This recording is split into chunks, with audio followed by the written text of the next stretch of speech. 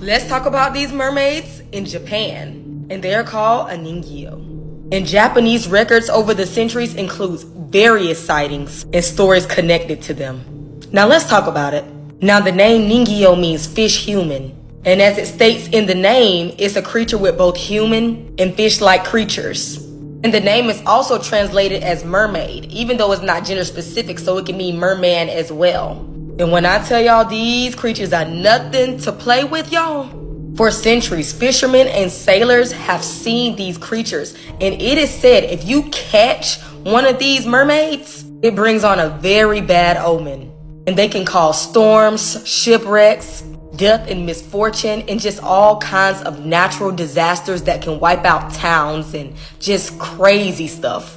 And eating them is even worse. It is said that if you eat the flesh of a niño, you will be granted with immortality. There's been cases where there was a nun that people believe lived up to 800 to 1,000 years old. I believe her father came across some niño meat and made a mistake and gave it to the daughter, and the daughter ate it, and she basically, like, her age process slowed down. She was extremely beautiful. She was granted with beautiful youth, but also internal sorrow. Everyone she knows and love, passed away, and she was just here forever and ever, just miserable. All because she ate some good old mermaid flesh.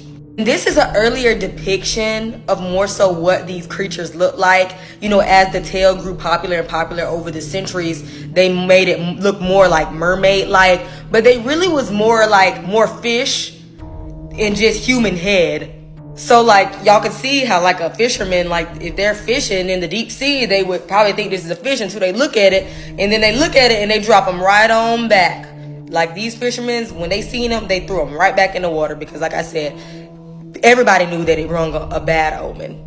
But I just find it so fascinating how in folklore and mythology in every country, there's always similar creatures that have the same similarities. And I have a surprise for y'all. I'm going to make a whole series with different mermaids and tales all over the globe because I normally talk about the ones just in the Caribbean and African areas. So now we're going to be talking about mermaids global. So stay tuned and let me know what y'all think about this in the comments.